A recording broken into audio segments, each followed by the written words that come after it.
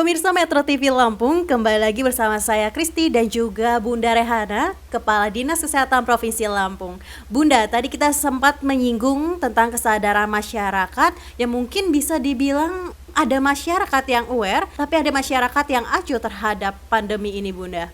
Menurut Bunda sendiri, level kesadaran masyarakat di Lampung ini seperti apa, Bunda, terkait pandemi COVID-19? Kalau kita lihat dari peningkatan kasus, ya, itu memang kesadaran masyarakatnya belum bisa dikatakan tinggi, masih sedang-sedang saja. Karena apa? Kebanyakan juga kita melihat hasil yang kami evaluasi, angka kematian di Provinsi Lampung ini itu juga lebih tinggi dari angka nasional. Nah, itu juga disebabkan yang datang ke pusat pelayanan kesehatan, yang datang ke rumah sakit udah pada tahap lanjut atau akhir. Ya, pada sebagian orang menganggap kalau sakit itu sudahlah, tidak usah ke rumah sakit, kita sendiri di rumah aja, takut di COVID kan katanya. Ya. Nah, padahal bagaimana kita meng-COVID-kan seorang pasien tanpa pemeriksaan yang benar? Nah, mungkin Mbak Kristi dengar kenapa sekarang ada rapid antigen. Nah, itu sebenarnya itu lebih diutamakan, keakuratannya kan lebih dari 90% juga. Itu untuk pasien-pasien yang sudah kritis di rumah sakit. Yang selama ini kita dengar banyak swabnya belum keluar, sudah di swab, tapi belum keluar sudah meninggal. Nah, oleh karena itu saya juga menghimbau kepada semua teman-teman sejawat yang di rumah sakit, jika ada pasien yang mungkin sudah kritis, silakan rapid antigen dahulu yang digunakan. Karena keakuratan untuk rapid antigen itu cukup tinggi, lebih dari 90%, mendekati seperti PCR. Tapi diagnosa pasti yang paling betul adalah dengan PCR memang. Tapi kebanyakan kalau antigennya positif suka PCR-nya positif, itu pasti. Dia tidak menunggu PCR yang mungkin karena kita waktu itu pernah delay agak lama, ada pasien yang sudah meninggal, akhirnya terjadi suatu kesimpang siuran hasil, keluarga ingin dibawa pulang karena katanya belum ada hasil swabnya. Tapi dokter-dokter teman sejawat itu sudah tahu betul mana yang pasien suspek, ya, mana yang betul-betul sudah mengarah ke COVID. Kan bisa dilihat dari paru-paru, dari gejala-gejala. Nah, tapi untuk sosialisasi emang agak sulit ya kepada masyarakat awam. Oke Bunda, tadi Bunda memaparkan bahwa sekarang ini muncul rapid antigen Bunda. Sebenarnya sekarang muncul banyak macam-macam rapid test yang ada di Indonesia sekarang ini.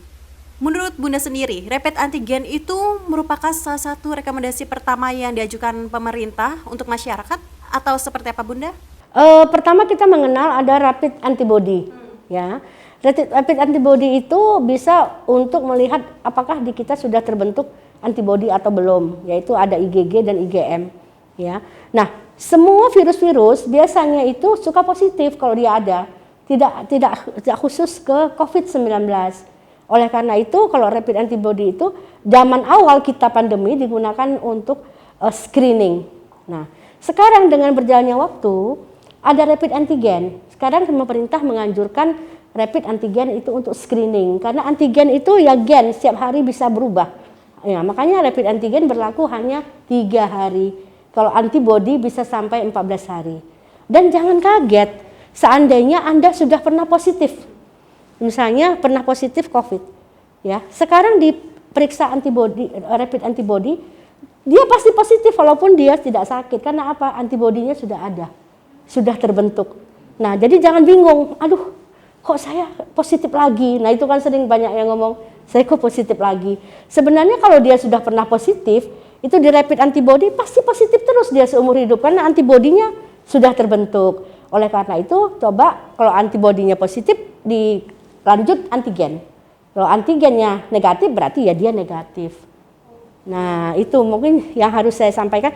Kalau orang tiba-tiba mendadak berangkat nih di bandara, dicek sekarang udah antigen, oke. Kok dulu kan antibody, pasti positif, pasti dia nggak boleh berangkat.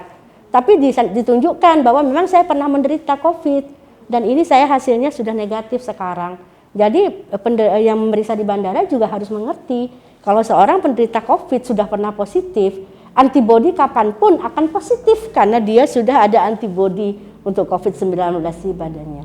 Oke, Bunda, ini terkait sebenarnya COVID ini terus berkembang. Bahkan ada di beberapa negara COVID ini muncul varian baru COVID-19 Bunda. Bagaimana langkah Satgas COVID-19 sendiri mengantisipasi munculnya virus baru ini menyebar di Provinsi Lampung? Ya, kebijakan yang diambil oleh pemerintah pusat kan sudah melarang WNA saat ini untuk masuk ke Indonesia. Itu salah satu kebijakan yang diambil oleh pemerintah pusat.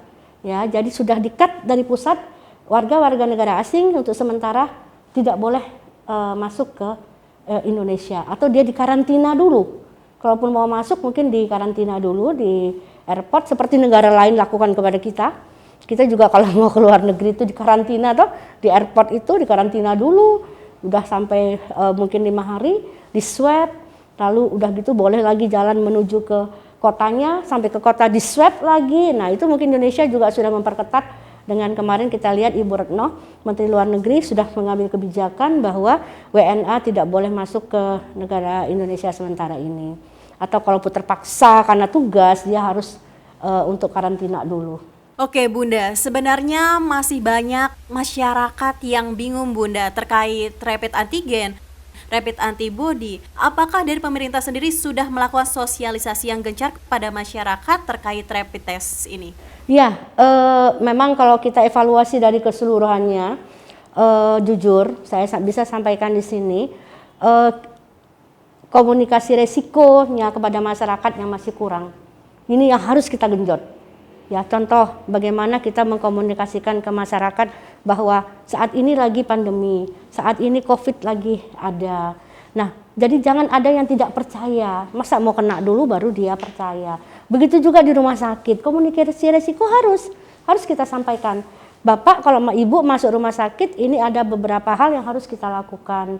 Harus menandatangani inform consent. Itu kan namanya mengkomunikasikan resiko kepada pasien. Nah, ini mungkin sekarang yang harus lebih kita giatkan. Sosialisasi ya kepada masyarakat dengan ya leaflet, banner, dengan penyuluhan-penyuluhan ya. Nah, kita nggak bisa menyalahkan masyarakat, Mbak. Ya, kesalahan itu sebenarnya harus dipikul oleh kita nih Pemda. Nggak boleh kita menyalahkan masyarakat. Kita harus lakukan terus bagaimana masyarakat bisa mengerti tentang COVID ini. Oke, baik Bunda, kita akan membahas ini lebih lanjut Bunda, apalagi sekarang sudah masuk vaksin di Provinsi Lampung. Kita akan bahas lanjut di segmen berikutnya. Pemirsa Metro TV Lampung, dialog spesial akan segera kembali, tetaplah bersama kami.